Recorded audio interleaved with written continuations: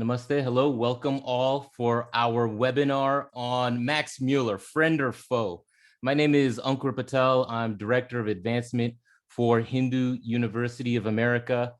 And our special guest today is none other than President of Sri Kalyan Viswanathan. And, it's interesting to go through what has shaped our understanding of Hinduism, society, and today India celebrates Max Müller, right? And I was looking at it. There's a Max Müller Marg in Delhi. Mandirs honor him in all sorts of interesting, creative ways as Hindus do. And India obviously has published his stamp in his name. But what we're going to do in this webinar is not only look into his legacy, ask, is he worthy of such adulation? What did he actually write about and say? And Kalyanji, as always, has probably a pretty powerful, wonderful presentation that he's going to get into.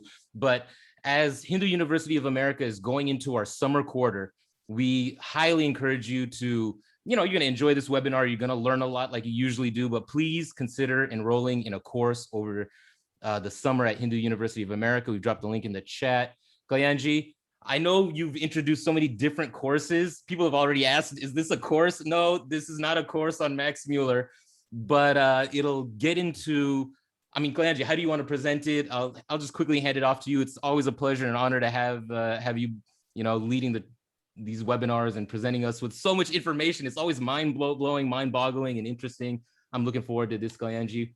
And if you can, why don't you put in the chat where you're joining us from the world? It's always cool and interesting to see where our Hindu diaspora is at. We have over 100 people on the webinar today. So thank you for joining. If you have a friend you want to invite, send them the link and they can catch this. Kalyanji? You're on mute, Kalyanji?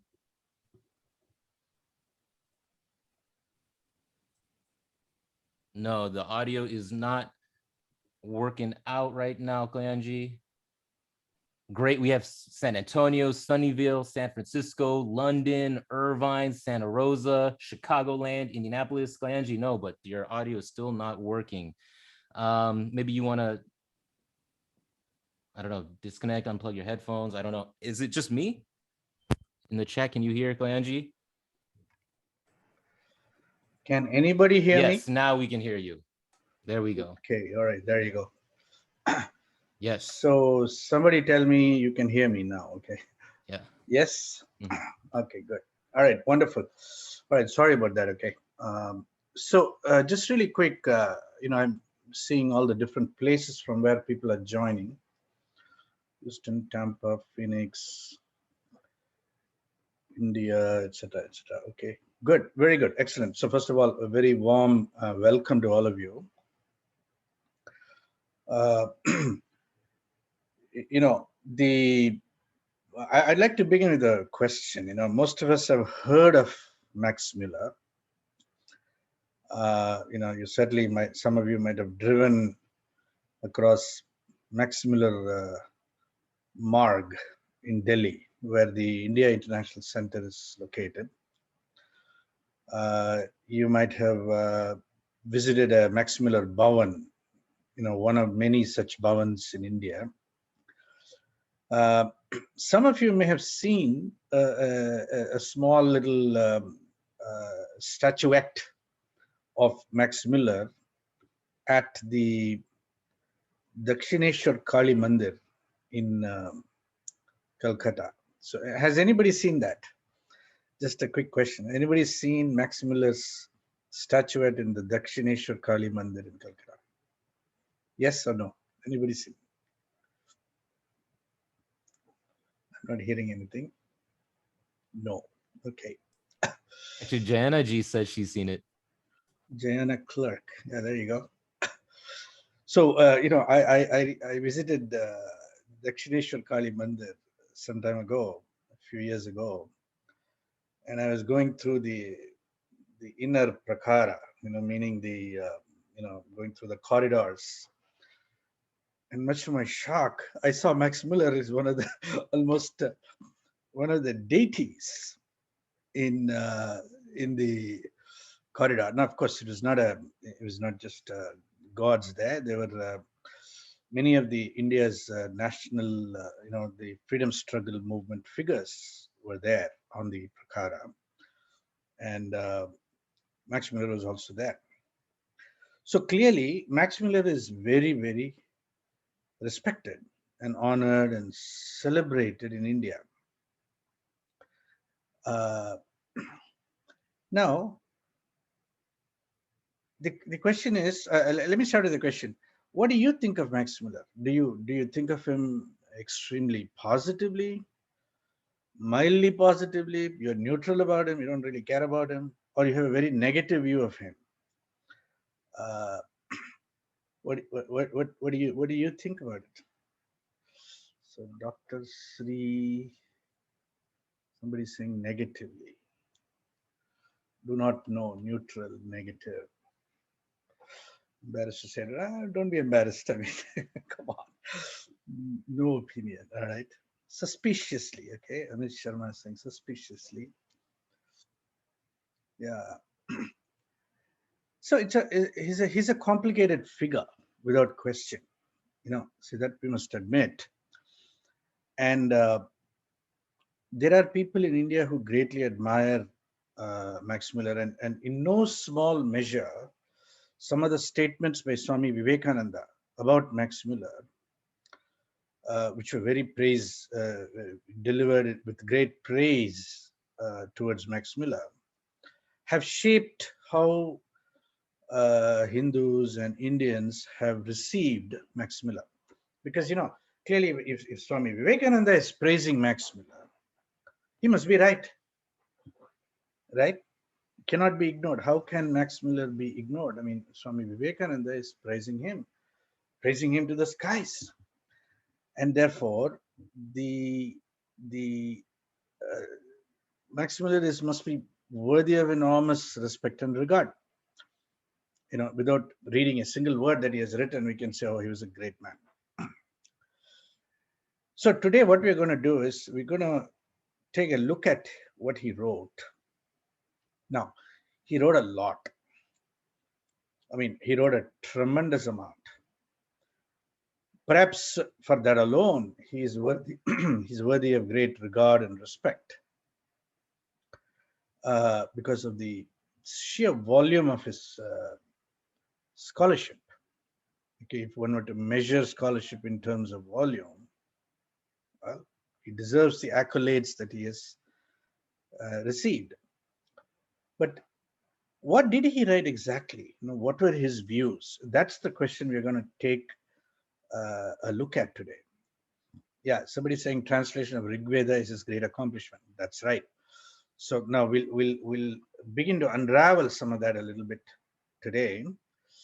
And let me go to my presentation.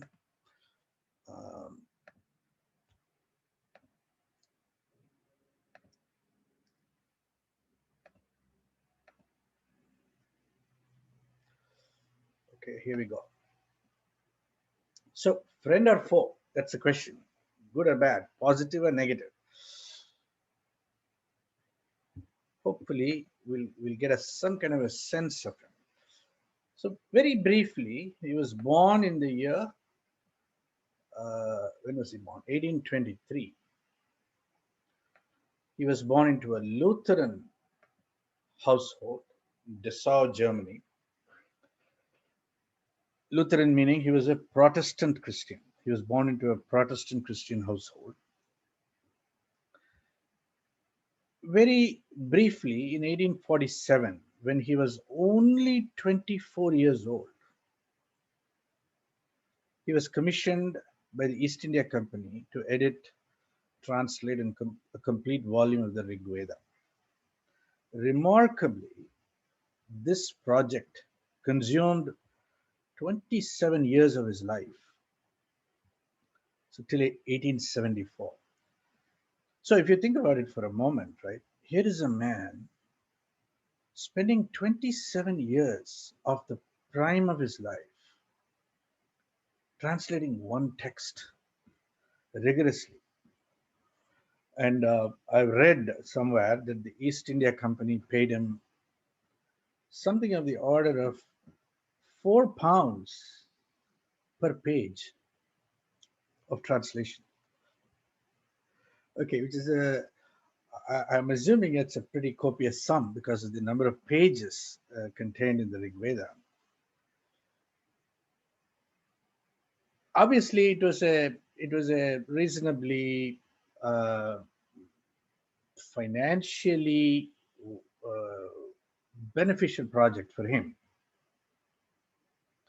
But for a man of his talents, he could have done many things that were financially beneficial, not translate the Rig Veda of all things, right? So one of the questions we'll ask is, why did he spend so much time on the Rig Veda? So much time in the prime of his life. Now, he had a 50 plus year association with Oxford University. He fought hard to gain the Boden chair in Sanskrit, but failed. He lost to Monier Williams.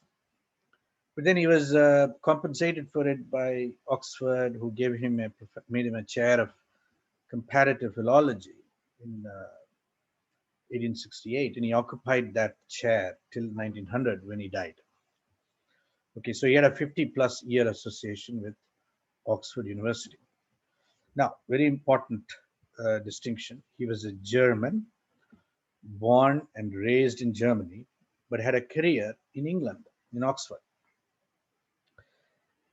Now, Rigveda was only the beginning for him. You know, in fact, he had he had done a translation of the Hithopadesha even before he started on the Rigveda. But that was part of his, schooling years, his doctoral degree, and so on. But right around 1875, after getting situated in the Oxford University as a professor of comparative philology, he commissioned a project called the Sacred Books of the East, which included the translations and editions of 50 plus volumes. Now, this is a single greatest effort, single most substantive and monumental effort of translating uh, texts, many of them Sanskrit texts, uh, into English that anyone had undertaken. So, the sacred books of the East pretty much sealed his reputation as one of the most extraordinary and path-breaking, impactful scholars of his era. And without doubt, he deserves the respect and accolades that have been given to him. He also became famous in Europe for his lectures on the science of language, the science of religion, and I've heard it written about in many places that he gave rise to the disciplines of comparative religion, comparative philology, comparative mythology, maybe comparative philosophy, and so on and so forth. So, in other words, he was uniquely situated to compare the languages, cultures, mythologies, traditions, philosophies, religions of the world. Not only in the Indic, the Indian, but also the Middle Eastern, the Catholic, the Protestant, and many other world traditions. So, truly, in the later part of his life, he became interested in the history of languages, history of religion, the science of religion, science of language, and so on. So that's a very brief summary of Max Müller. Now, let's look at what Swami Vivekananda said about him. So here is a quotation from Swami Vivekananda.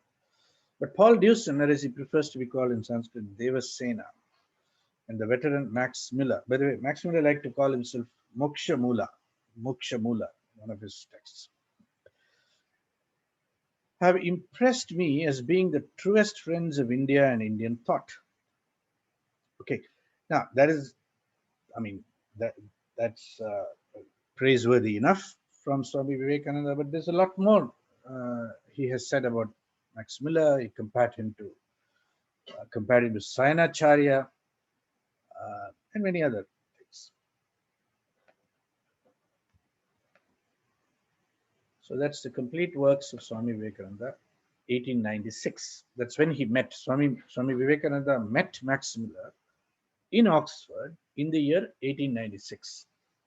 So just to be clear, in 1896, Swami Vivekananda was 33 years old. Max Müller was 73 years old. So there was a gap of 40 years between the two. Now, fast forward, here comes our first Prime Minister of India, 1946. He's writing 50 years after what Swami Vivekananda said. This is the usual date accepted by most scholars today for the hymns of the Rigveda is 1500 BC. Max Müller has called it the first word spoken by the Aryan man.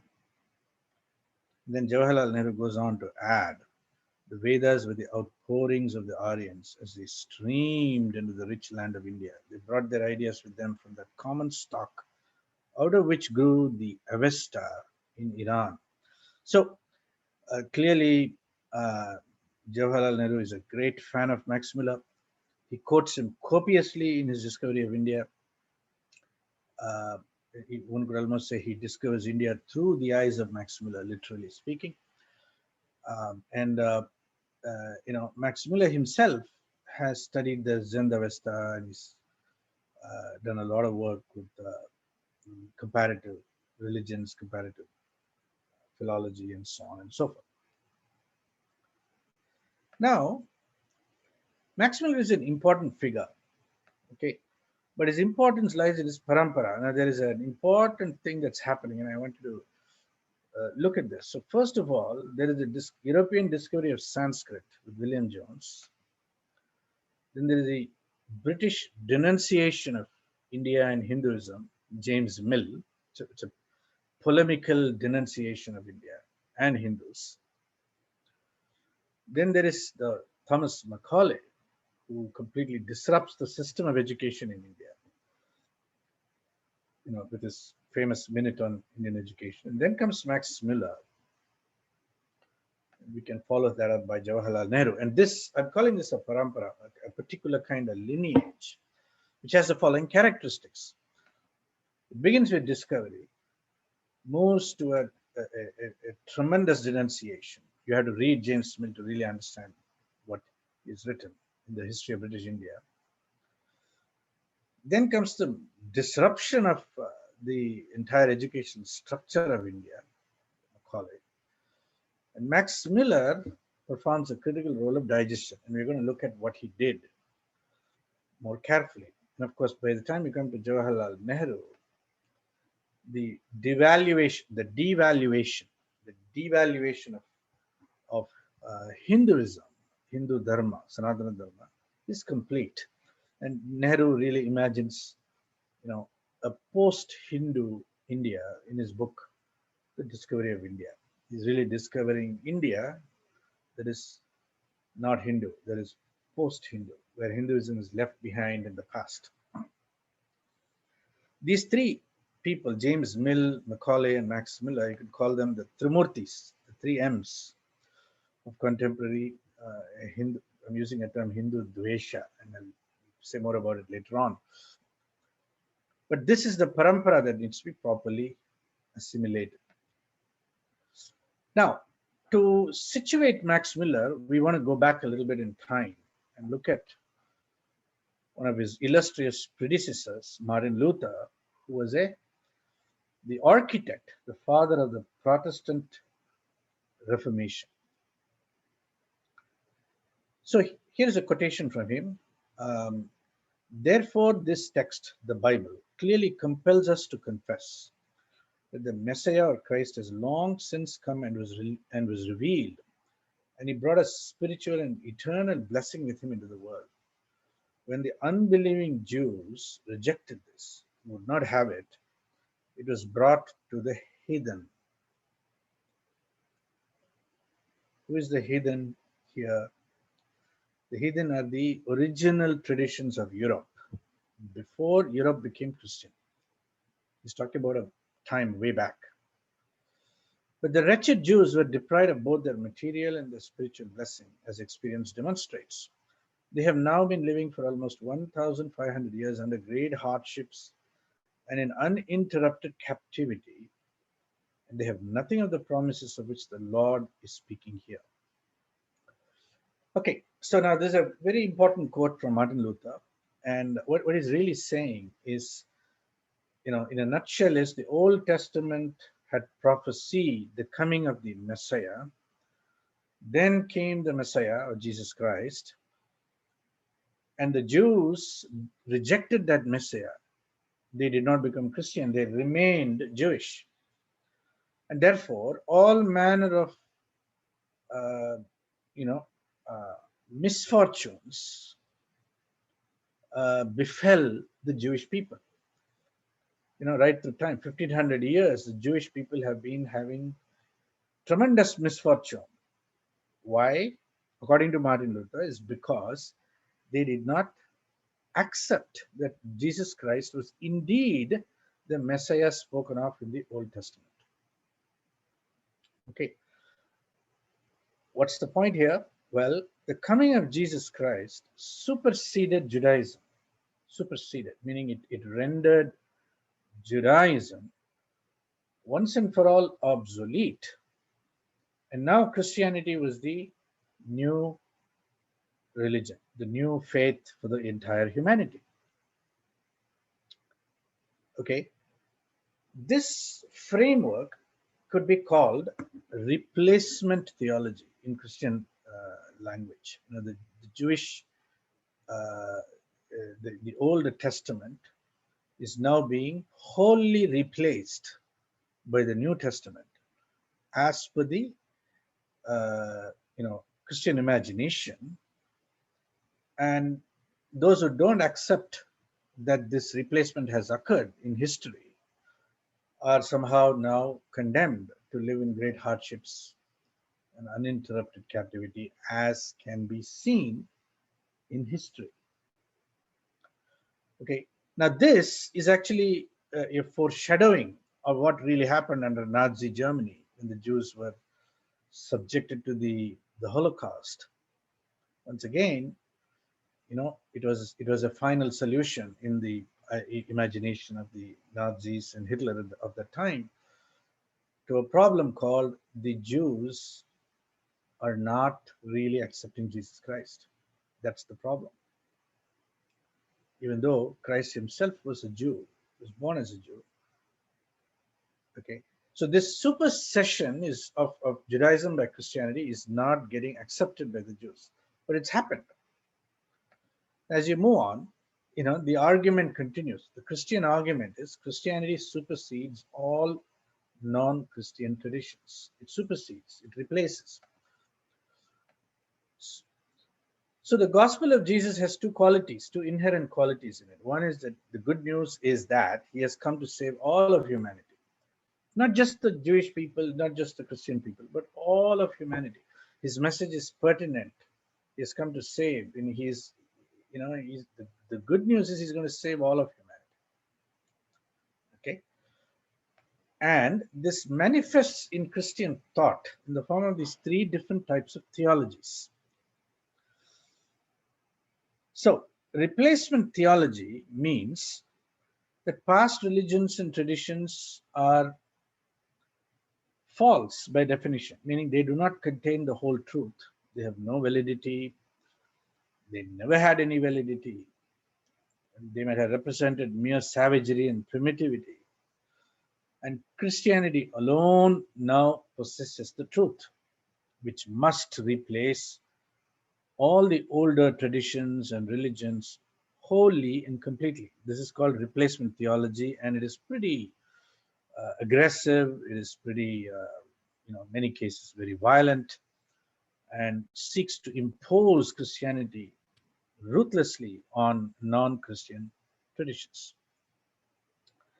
Now, there is a variation on this, a milder form of replacement, which could be better called fulfillment theology.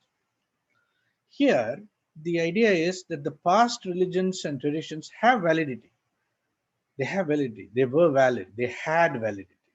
They represented genuine aspirations of the people of those lands, but who are at an earlier stage of evolution.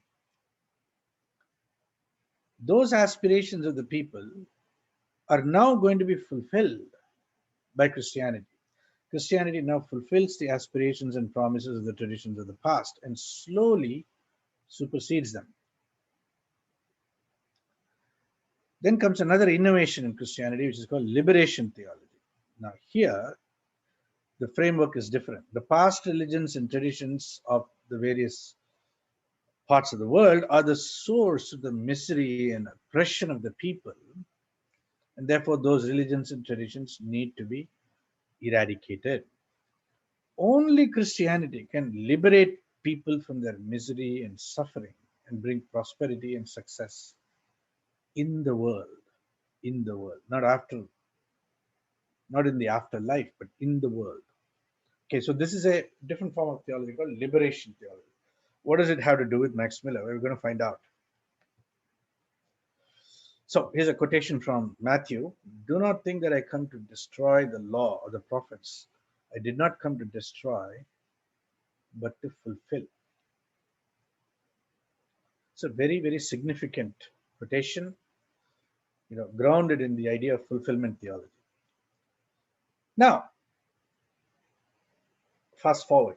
Okay, Max Müller is writing in 1858. These quotations are taken from a book called Chips from a German Workshop, which he wrote in the middle of his translations of the Rigveda. So he started translating the Rigveda. He did his earliest work in 1847. Slowly got into contract with the East India Company, and you can say he's approximately 11 years into his translation effort when he's writing this in the text called the Chips from a German Workshop. So the first thing he says is Christianity must replace Hinduism. After the last annexation and the territorial conquest of India ceases, what follows next is a struggle in the realm of religion and of spirit, in which of course centers the interests of the nations. India is much riper for Christianity than Rome or Greece was at the time of St. Paul. Now, St. Paul is the person who takes Christianity to Rome and for the very first time. For the good of this struggle, I should like to lay down my life, or at least to lend my hand to bring about the struggle. So this is a very significant statement. He's revealing himself here. He's saying, I want to lend my life. I lay down my life, at least lend my hand to what? To the struggle to bring about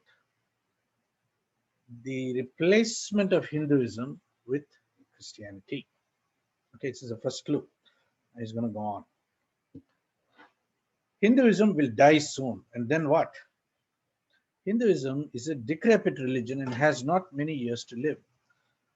But our impatience to see it annihilated cannot be pleaded as an excuse for employing violent and unfair means to hasten its downfall. The Christianity of our 19th century will hardly be the Christianity of India, but the ancient religion of India is doomed. And if Christianity does not step in, whose fault will it be? 1858. 11 years into the translation of the Rigveda. But he observes the Brahmins, the Brahmanas, are a problem. Problem for what? For the ease of the conversion of the Hindus to Christianity. The Brahmins are a problem.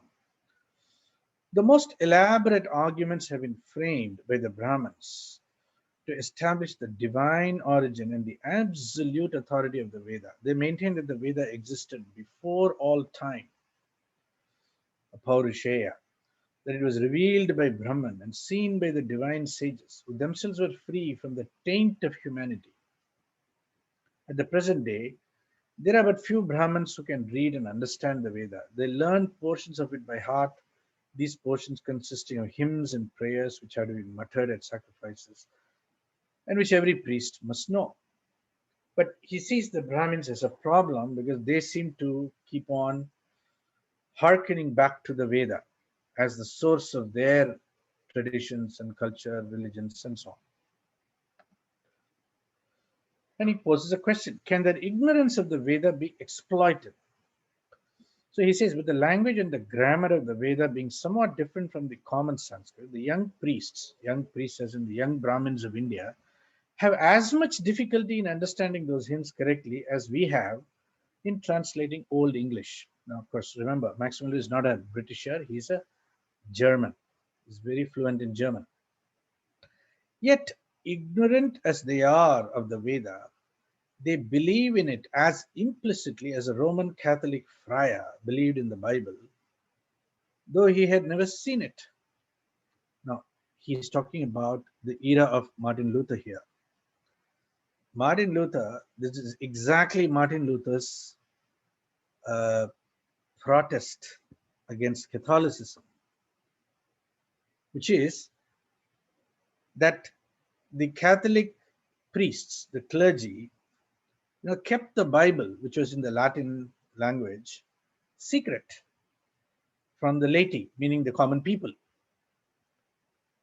And Max Müller really sees a parallel here between Luther's situation at the time of the Reformation and his own situation in the 19th century. What he says is these Brahmins, they believe in the Veda, they even know how to chant it, but yet they are so ignorant of what it really means.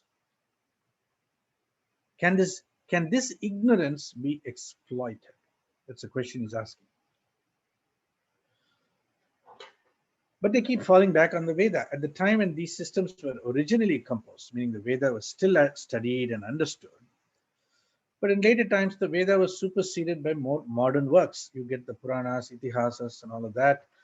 And the less its real contents were known, the more easily could its authority be appealed to by the Brahmins in support of anything they wish to establish as a divine ordinance.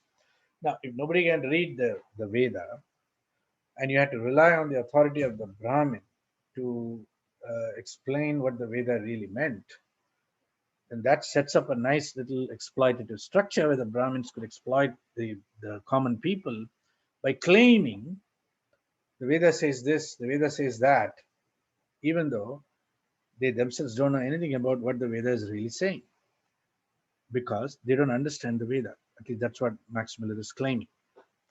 In their controversies with the Mohammedans and in more recent times with the missionaries, the Brahmins, if they were hard pressed, invariably fell back upon the Veda. They resorted to go back to the Veda. But the Veda was unknown to either party. Either party meaning neither the Brahmins really knew what the Vedas said, nor the missionaries knew what the Vedas said. And in the conflict, meaning a conflict of ideas, conflict of religion, neither one knew what they were talking about. The Brahmins maintained, and the missionaries had to believe, that everything which was to be found nowhere else was to be found in the Veda. There was no commandment of the Old Testament which, according to the Brahmins, might not be matched in the Veda. Meaning, the Brahmins claimed there was some verse in the Veda that said exactly what the Old Testament said, or for that matter, the New Testament said, or the Quran said. There was no doctrine of Christianity which had not already been anticipated in the Veda, according to the Brahmins. If the missionaries were incredulous and challenged the Brahmins, said, "Show me your manuscript," called for the manuscripts, they were told by the Brahmins that so sacred a book could not be exposed to the profane looks of unbelievers. And there was an end to all further argument. Okay? So this is a problem he's setting out to solve. The Protestant Reformation offers a clue. The missionaries, if they wish to gain the ear and confidence of the natives, will have to do what the reformers did for the Christian laity. Reformers as in the reformers of Martin Luther's time in Germany, what they did for the Christian laity. The people in the 16th century, no doubt, believed that the worship of the Virgin and the saints, auricular confession, indulgences, the celibacy of the clergy, all rested on the authority of the Bible.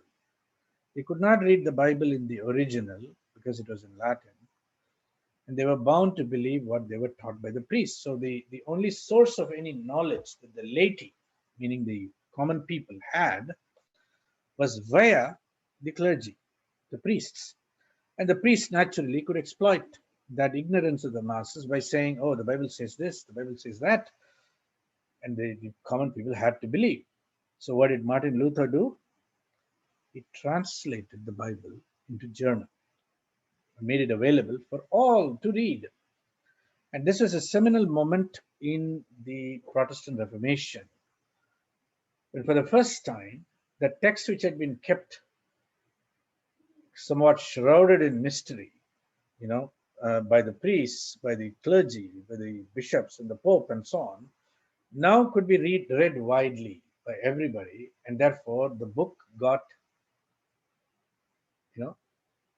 exposed in the sense everybody could now understand it. Taking this as a clue, and modeling himself after Martin Luther, now he says, can I help by translating the Veda? Under these circumstances, it was felt that nothing would be of greater assistance to the missionaries in India than an edition of the Veda. I should like to live for 10 years quite quietly and learn the language, try to make friends, and then see whether I was fit to take part in a work by means of which the old mischief of Indian priestcraft could be overthrown and the way opened for the entrance of simple Christian teaching. That entrance which this teaching finds into every human heart, which is freed from the ensnaring powers of priests and from the obscuring influence of philosophers. Okay, anti-theology, anti-philosophy.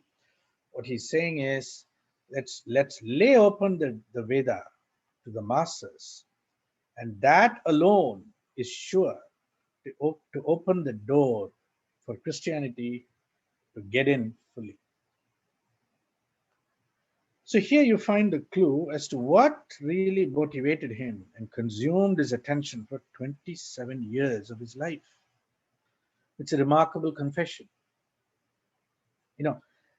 Unfortunately, many Hindus, even including people from the Ramakrishna Vedanta Society and so on, they do not fully take into account, at least, of some of these writings of Max Müller, which reveal more clearly his motivation for translating the Veda. Rather, what happens is Hindus are very enamored of the fact that he spent 27 years translating the Veda to begin with. And he was a great Sanskritist, and he rendered all these texts into English, which is alone, on its own, is worthy of so much regard. So this is one. So his whole interest is a diatribe against the Brahmins, okay, and their relationship with the Veda. That's what he's seeking to break. Next, he goes to the caste system. The Hindu caste system is another problem. If the Brahmins were one problem, the caste system is another problem. So he says, if we ask the Hindus whether their laws of caste are part of their religion, some will answer that they are, others that they are not. In other words, if you ask a Hindu, is your caste system sanctioned by your religion? Does your Sanatana Dharma, enforce or give rise to or legitimize, validate your caste system? Some will say yes, and some will say no. He's probably right about that. That still happens even today. Now, under these circumstances, he says, we must clearly decide the question for ourselves. We don't need to rely on the Hindus. Caste, which has hitherto proved an impediment to the conversion of the Hindus, may in future become one of the most powerful engines for the conversion, not merely of individuals, but of whole classes of Indian society. It's a remarkable insight delivered in 1858. What he's saying is, if you convert a Hindu as an individual, like the Christians are somewhat inclined to do, that Hindu, more often than not, goes back to his caste and his religion. In other words, the conversion of a Hindu is not very sticky. Okay, the Hindu is somewhat prone to going to church on a Sunday, and then he goes to the mandir on a Monday, and he puts a Jesus on his altar also, along with the Shiva and the Parvati and the Ganesha and the Durga and so on. So adding another Jesus to the home, the puja room in the home is not that hard for a Hindu to do. But it's very problematic for the Christians who see this as a problem of the stickiness of the conversion. Okay, and his insight is, you can convert them one by one. That's harder, but you can convert them. You convert the whole jati. Then they'll all come en masse into Christianity. That's the way to do it. 1858. Okay, it poses, but see, there is another problem. It poses a challenge of assimilation. The caste system poses another problem. See, the problem is this: the social position of the converts in India will be for a long time a stumbling block. Why? Because these converts, even though they have converted out of Hinduism into Christianity, these native converts are not admitted to English caste. Now look at this usage, okay? He's calling the English also another caste. Now, obviously, the upper caste, the uppermost caste, the British caste. And the native converts are not admitted into the English caste. And it is the dread of this isolated position which acts most powerfully against conversion. And really speaking, it's a pretty insightful observation. The dread of this isolated position, which acts most powerfully against conversion. The Mohammedans, meaning the Muslims, admit Hindu converts into their own society and treat every Muslim on terms of equality. So says Max Müller. Christian society in India is hardly able to do this, and it is a question whether even the purest religion, i.e., Christianity, will be able to overcome that deep-rooted feeling of caste, which divided the Arya from the Dasyu and which still divides the white European from the dark Asiatic. So he finds that the caste problem continues to exist even after conversion. And now, whereas previously, in his imagination, the caste problem was confined to within the Hindu world, now it's a conflict between the converted Hindu and the English. They belong to two different castes now, not easily reconcilable. So he now fully embraces the racial theory of caste. Racial theory of caste. Now it's very important that we distinguish it from the Guna Karma Vibhaga Shaha of the Bhagavad Gita. Guna and Karma is different than racial theory. So here is where he goes. There is and always has been a mutual antipathy between the white and the black man. And when the two are brought together, either by conquest or by migration, the white man has invariably asserted his superiority and established certain social barriers between himself and his dark-skinned brother. Now remember, this is the era of slavery. Okay, in 3 years, there'll be the American Civil War on the issue of slavery. Slavery is rampant throughout Europe and the Americas. And he's projecting his contemporary experience of racism, the distinction between the white and the black races, onto the imagined Aryas and the Shudras of antiquity, meaning of more than 2,000-3,000 years ago. The Aryans and the Sudras seem to have felt this mutual antipathy. Seem. Okay. The difference of blood and color was heightened in ancient times by difference of religion and language. So, what he's saying is religion and language come later. What comes first is blood and color. So race is the source of caste in his view.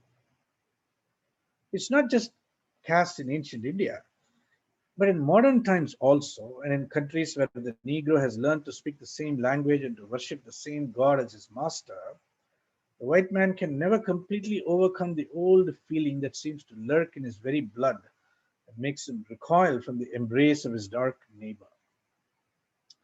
Okay, now we are deeply into the world of race and race theory, critical race theory, and so on.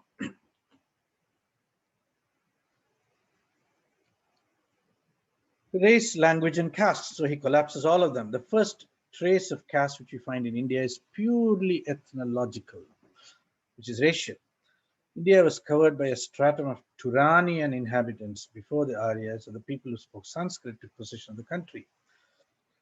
Before the Aryans took possession of the country, Aryans being the people who spoke Sanskrit, India was covered by a stratum of Turanian inhabitants. Traces of those aboriginal inhabitants are still to be found all over India.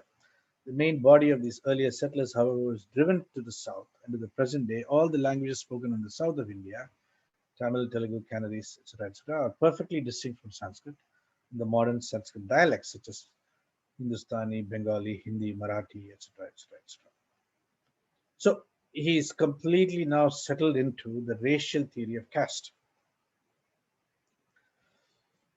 Nor can there be any doubt that there was a distinction of color between the Aryas and the Dasyus, Dasyu being a word which he finds in the Rigveda, and that the name Varna, meaning originally color, was afterward used in the more general sense of caste. At the time when this name of Varna was first used in the sense of caste. Now remember, caste is not a word he will find in the Veda, nor in the Gita, nor in the Mahabharata, nor in the Ramayana, nor in any Hindu text of its own. Caste is a word that gets introduced into India around 1870s. Even in his own time, caste is not fully entered into the Indian discourse, even though it's beginning. Okay, Max Müller is responsible for this. He introduces caste in a very big way by claiming that the word Varna is exactly the same as caste. At the time when this name of Varna was first used in the sense of caste, there were but two castes, the Aryas and the non-Aryas, the bright and the dark race. There is European white Caucasian and the non-Aryan Dasyu Dravidian dark black race. So this is the two race theory of India. Is fully embraced it, fully propounds it now. Now he gives some recommendations. Measures must be adopted to give to the Hindus who accept Christianity something in place of the caste which they lose. So he says when the Hindus convert from Hinduism to Christianity, they lose their caste and they don't get anything back. They just get Christianity, but they must be given something. What chiefly prevents the spread of Christianity is the utter hopelessness of their ever finding any respectable circle of society of the adopted religion. Form such circles for them, make them members of these circles, make the members of these circles excel in the exertion of honest and independent industry. Let those who rise to eminence in them feel that they are considered as respectable and important in the social system as the servants of government, and converts will flock around you from all parts and from all classes of the Hindu community. Okay, so what he's saying is this is a secret. You dislodge the Brahmin by translating the Veda, and you create an institution which accepts converts from Hinduism to Christianity and gives them a decent place in which they can find a respectable circle of society, and the barriers will break, the dam will break, and Hindus will convert, will flock to Jesus from all parts and from all classes of the Hindu community. And then he says another very interesting thing: caste cannot be abolished in India. And very insightful again. He says, in the end, see, even the British will be their own caste, and they will not mingle with the Indians, the Hindus, whether the Hindus were converted or unconverted. Unconverted, they remain part of the Hindu castes. Converted, they become another caste, because the converted Hindu caste. They will not mingle with the British caste. The British will never mingle with them. So this caste cannot really be abolished. And to attempt it would be one of the most hazardous operations that was ever performed on a living political body. As a religious institution, caste will die, meaning caste as sanctioned by the Veda, by the Gita and so on, will die. But as a social institution, it will live and improve. Let the Shudras grow into free laborers, the Vaishyas into wealthy merchants, the Kshatriyas into powerful barons, and let the Brahmins aspire to the position of that intellectual aristocracy, which is the only true aristocracy in truly civilized countries. The four castes of the Veda will not be out of date in the 19th century, nor out of place in a Christian country. So he's actually envisioning a fully Christianized India, which still maintains the four castes, even though it's dissociated from Hinduism completely. This is his conjecture, 1858. Now we move on, 11 more years. Okay, he's been translating the Veda for 11 more years, and during this time he gets into the Upanishads, the philosophical side of the Vedas, and there is a change. Something changes in Max Müller. You see the quotations are now a little different. Our curiosity is about the Aryan world. During the last 50 years, by a succession of the most fortunate circumstances, the canonical books of the three of the principal religions of the ancient world have lately been recovered: the Veda, the Zendavesta, and the Tripitaka. It's Buddhist. It has become possible now to separate the truly religious elements in the sacred traditions of these nations from the mythological crust by which they are surrounded, and thus to gain a clearer insight into the ancient Aryan world. Now, why is he so interested in the ancient Aryan world? Very important question, okay? Because as a German, he thinks he's a descendant of those Aryans. Even though Germany had no text, no record of the Aryans, it had no memory of the Aryans, okay? Germany has nothing that leads them from their own past that leads them to the Aryan hypothesis. But now, having read the Sanskrit, they are able to formulate the idea of the ancient Aryan world, the ancient Aryan race, the Aryan language, the Aryan religion, Aryan culture, from which the Germans themselves have now descended, like Max Müller himself. So he's fascinated with the idea of gaining a clearer insight into the ancient Aryan world. The history of religion is now our interest. There is, to my mind, no subject more absorbing than tracing the origin and the first growth of human thought, not theoretically and in accordance with the Hegelian laws of thought or the Comtean epochs. Okay, he's referring to two of earlier scholars, Hegel and Comte, but historically, and like an Indian trapper spying for every footprint, every layer, every broken blade that might tell and testify of the former presence of man in his early wanderings and searchings after light and truth. So now he's gone into a whole different space. He's now trying to reconstruct the history of religion, the science of religion, across individual instances of religion.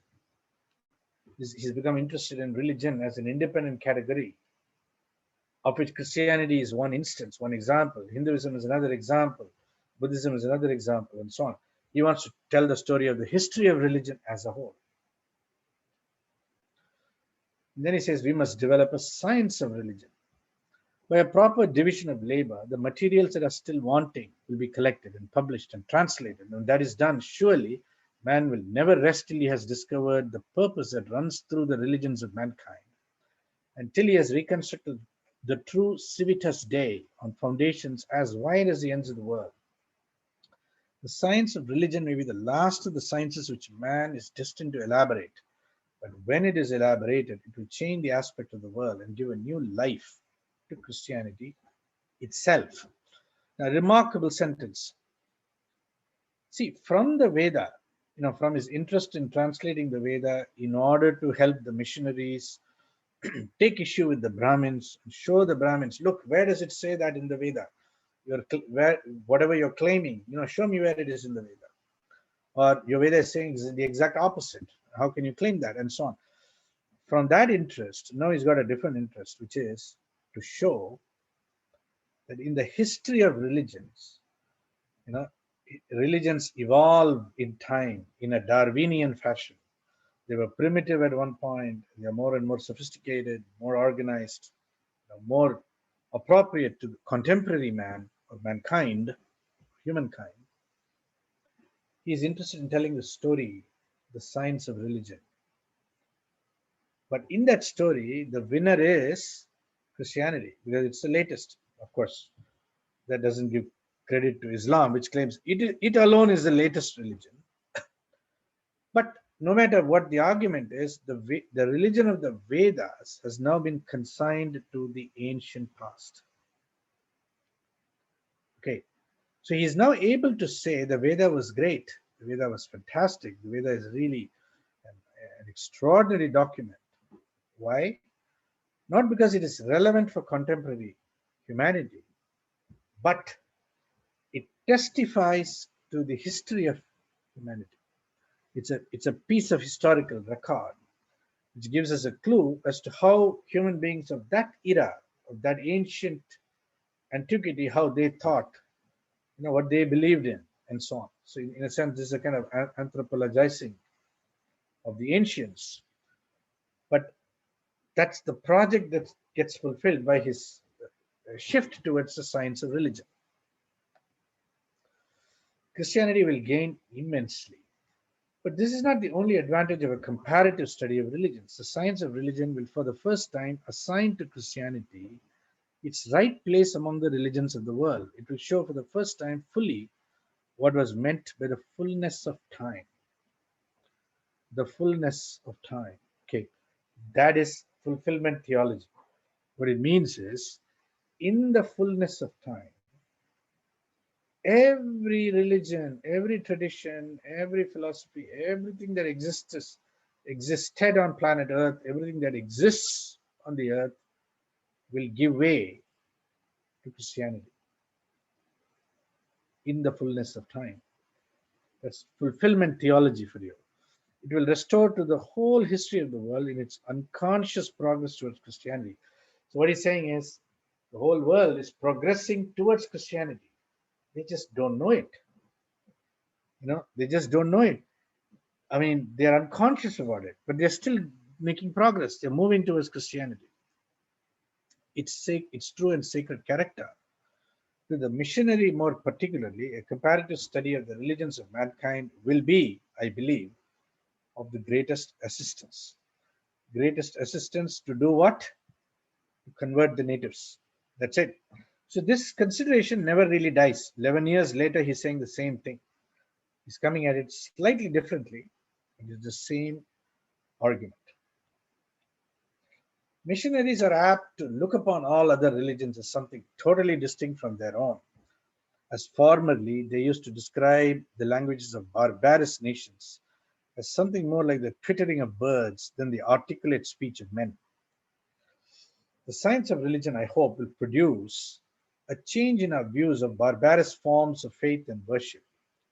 And missionaries, instead of looking only for points of difference, will look out more anxiously for any common ground, any spark of the true light that may still be revived, any altar that may be dedicated afresh to the true God here being the Christian God. Okay, so what is he saying? Earlier, missionaries were rather rash, rather blunt, rather critical and unsympathetic towards non-Christian religions and traditions. But the science of religion, I hope, will produce a change. Instead of being so blunt in our criticisms of the non-Christian traditions, we can be a little more sympathetic because they are also moving towards Christianity, except they don't know it yet. Okay, this is fulfillment theology for you, 100%. Progressing from the Veda to the Bible.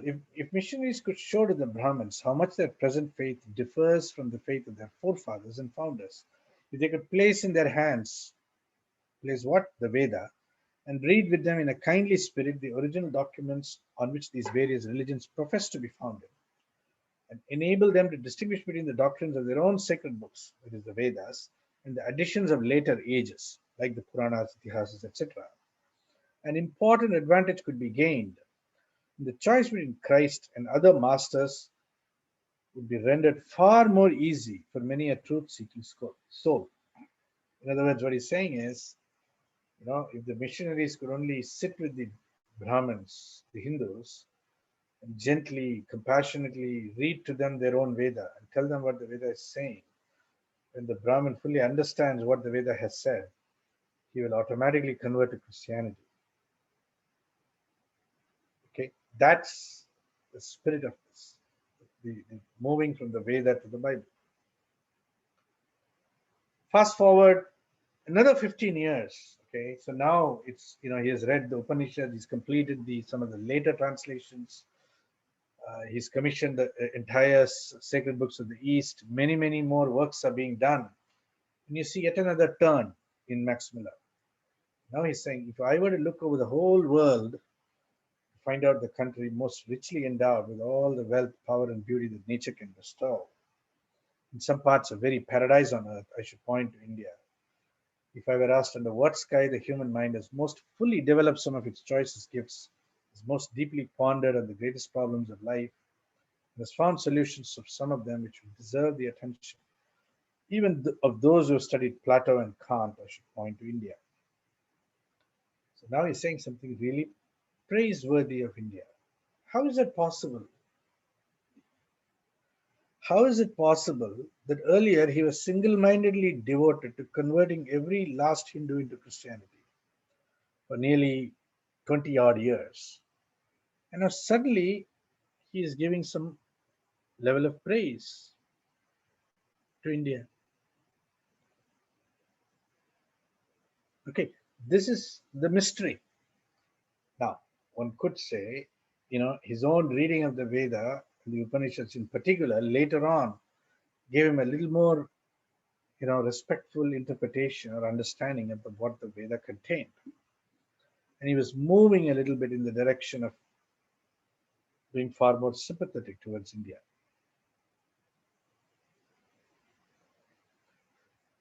And if I were to ask myself from what literature we here in Europe, we who have been nurtured almost exclusively on the thoughts of the Greeks and the Romans and of one Semitic race to Jewish, may draw that corrective which is most wanted in order to make our inner life more perfect, more comprehensive, more universal, in fact, more truly human. A life not for this life only, but a transfigured and eternal life. Again, I should point to India. Okay, so by now he has either re-evaluated his relationship with Hinduism, his understanding of Hinduism. He's saying something entirely new. 1882. 14 years later, he meets Swami Vivekananda, and Swami Vivekananda has the highest praise for him. And the rest is history. Okay, now you have Max Müller Bhavans, you have the Max Müller stamp, you have the, all sorts of Max Müller Marg in Delhi, and you've got the Max Müller deity in the Dakshineshwar Mandir, and on and on and on. Okay, is this the last word on Max Müller? No. He's a complex figure. He's written copiously. And the study of Hinduism, in our conception at Hindu University of America, includes and must include the study of how others have studied Hinduism.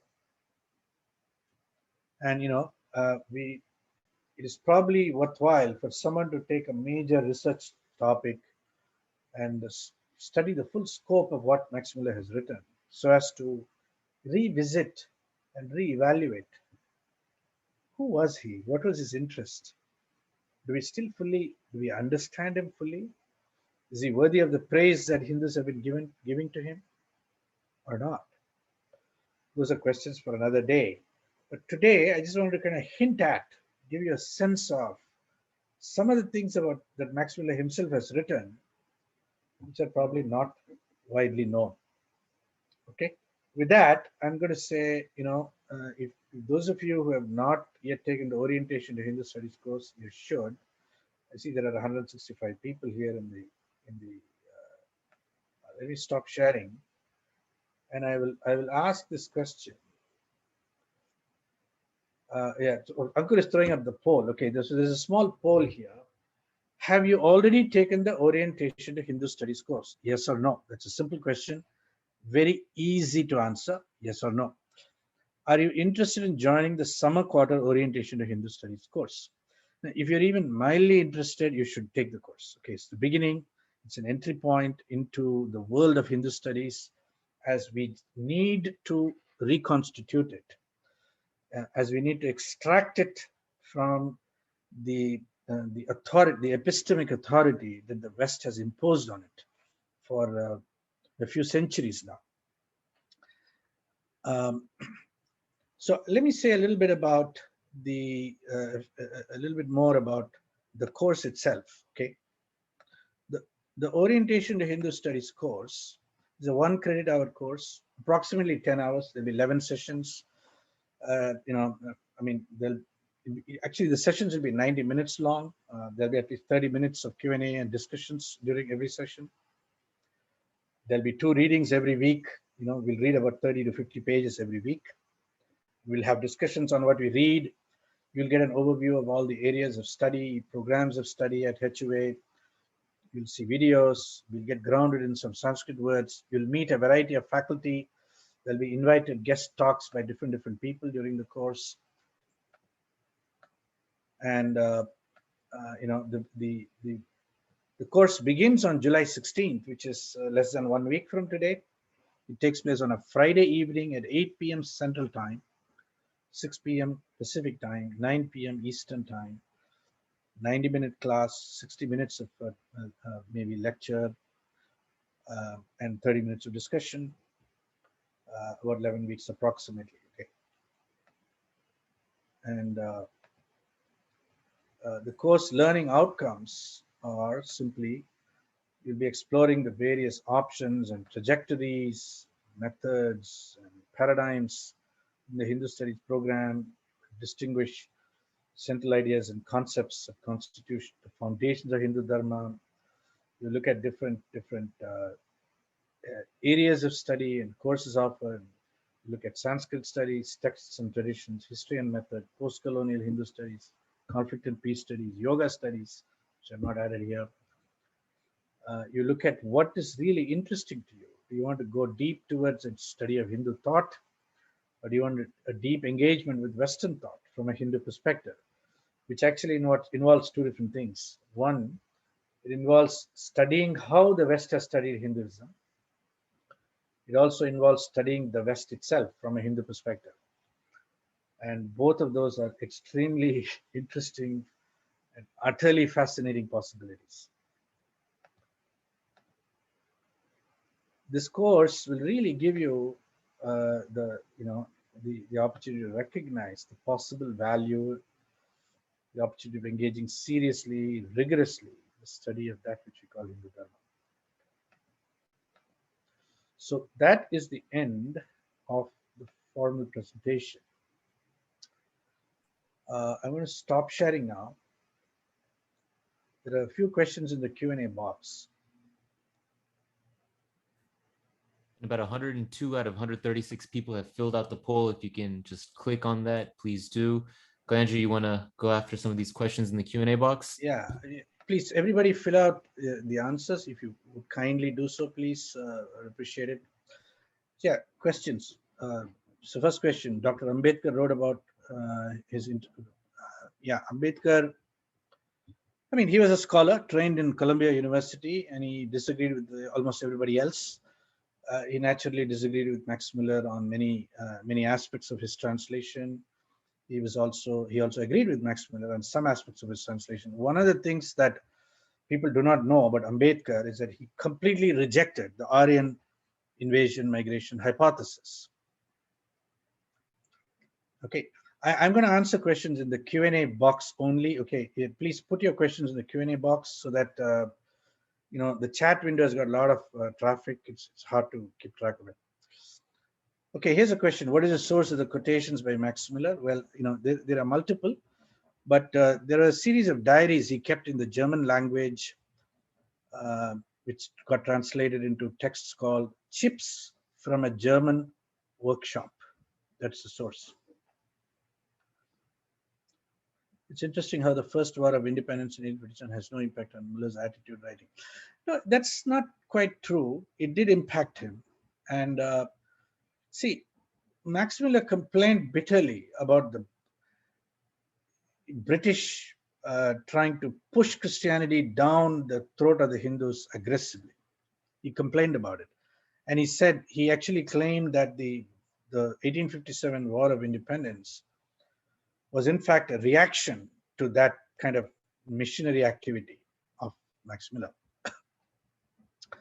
Now, his own style would have been to convert the Hindus more gently, by showing them how their Veda is totally meaningless, by showing them that the aspirations of the Veda are really being fulfilled by Jesus, and so on and so forth. Yeah, that's right, Somnaji. Christianity, well, not Christianity, not to thrive. It's a belief that Christianity is the future of humanity, meaning like all of humanity. Which means what? All other traditions, religions, etc., must gently and slowly give way to Christianity. Yeah, Prabhatji. So Max Müller believed very seriously that about the Aryan race. Even though he started out with languages, he made a U-turn at the very end of his career and said, "Oh, I'm not only talking about languages. I'm not talking about skin color. I'm not talking about the cranial size and all of that." But, for a good 30, 40 years of his life, he was a proponent, a believer in the Aryan race theory.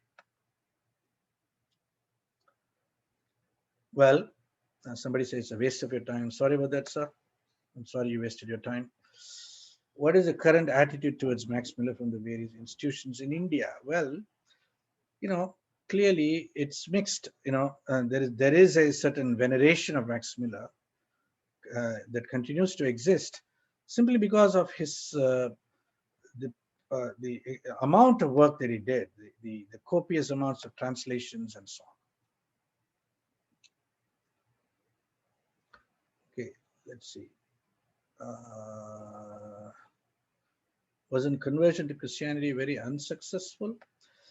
Yeah, it was unsuccessful from the standpoint of the Western expectations. Okay, they see right around the middle of the 1800s, 1900s, 1850 to 1900, that era, the British thought that within 30, 40 years, all India would become Christian.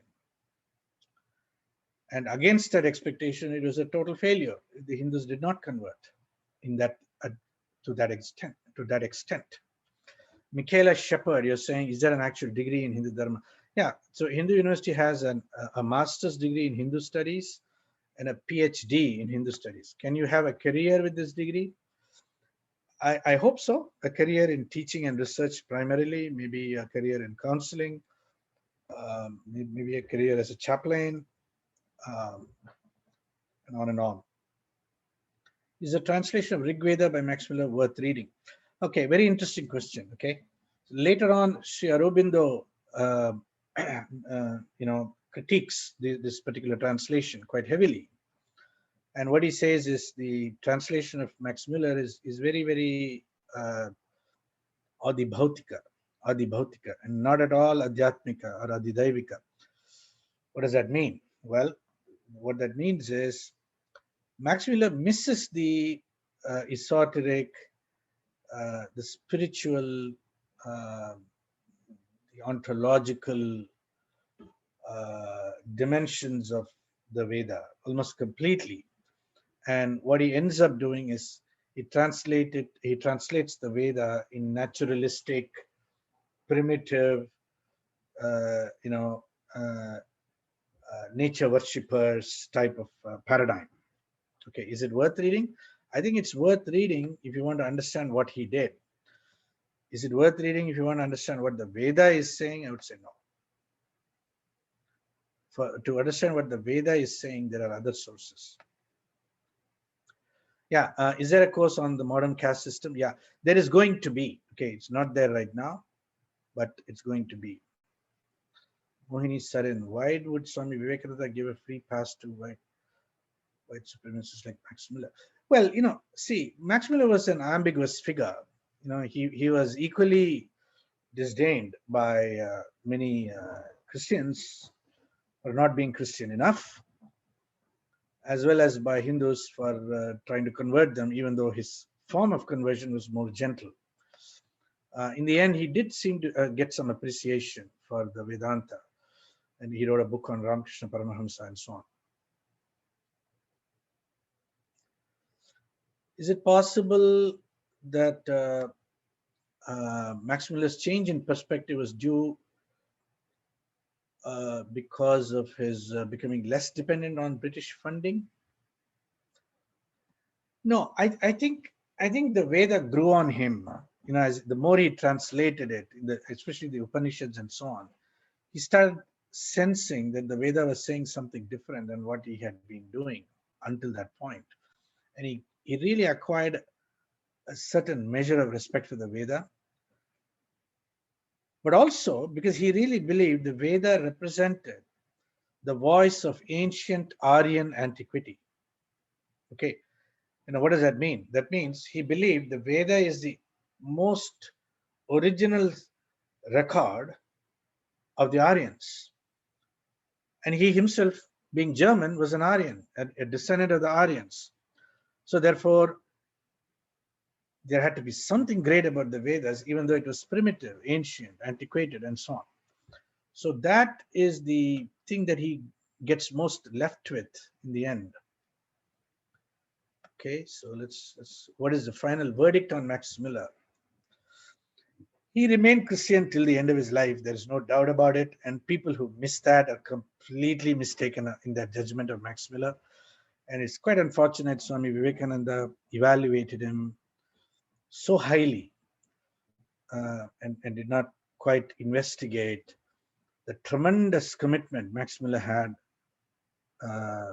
for Christianity and for the eventual conversion of all Hindus into Christianity. Okay, see, just as the ancient Greek and Roman past,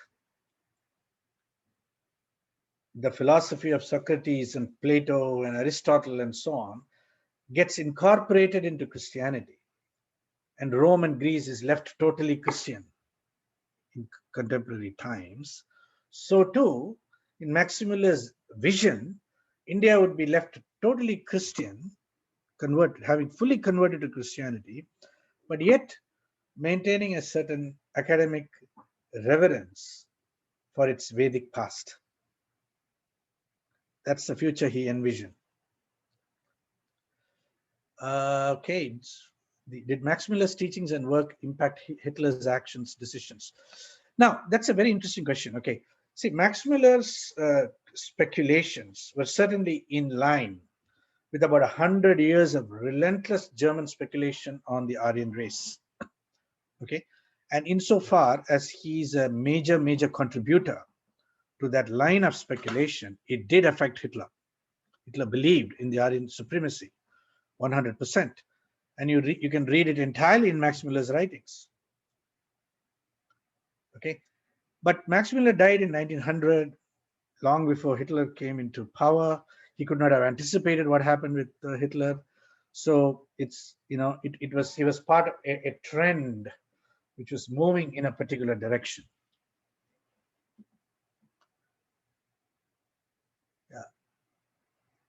Yeah, but see, Monier Williams was a Sanskritist, but he was also a Christian. He never let go of Christianity. So that's true of Max Müller too. Were they scholars? Yeah, they were scholars, but they were committed to a particular ideology, the ideology of Christianity. One can be a total Christian and a scholar. That's possible. It just doesn't accrue to the benefit of the Hindus. Why did Swami Vivekananda admire Max Müller? I don't think Swami Vivekananda read everything Max Müller wrote. I really don't think, because if he read, and I also think many of these writings were in German. They had not been translated into English at the time of Swami Vivekananda, possibly.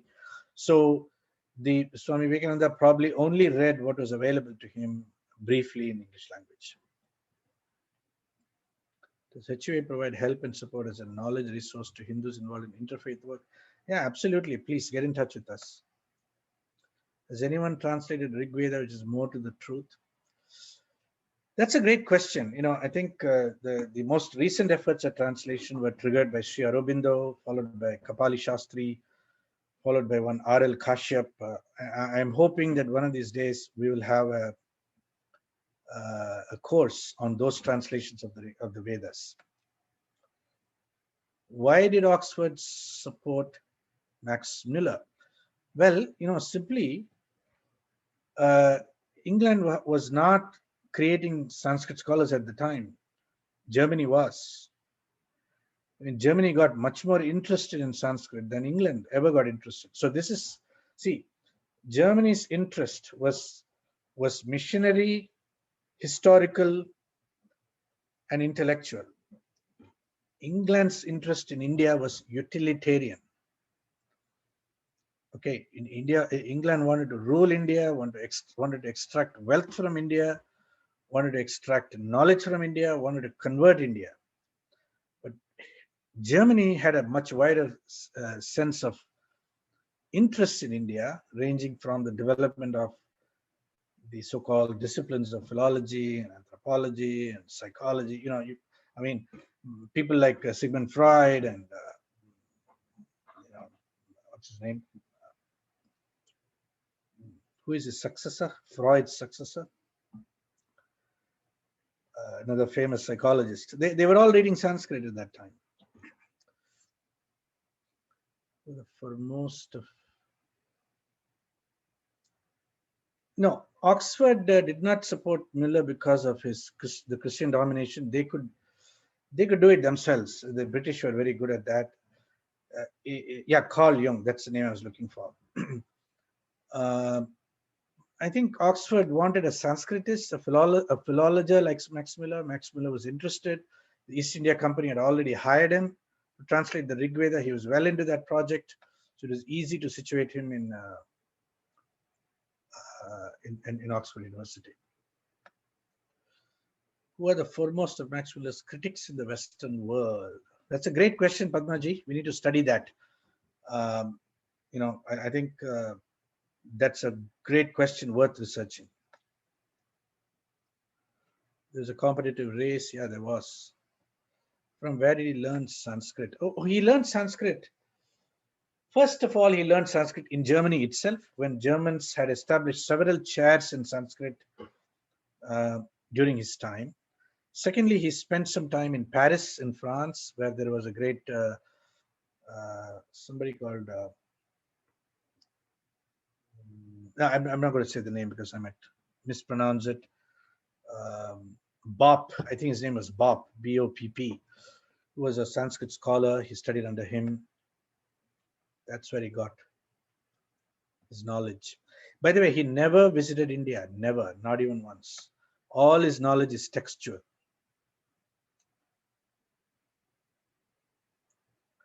What is the name of the discoverer? Discoverer is William Jones. James Miller was a denouncer. Macaulay, the disruptor.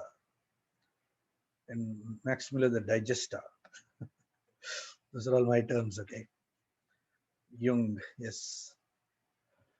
Are there any Hindu studies journals? Yeah, there are, but they are dominated by Westerners, and you'll get Western criticism mostly. You'll get a smattering of Hindu scholars once in a while saying some nice things about Hinduism. But the predominant discourse about Hinduism is today entirely owned by the West. In fact, there's been a complete and total shift of epistemic authority to the West.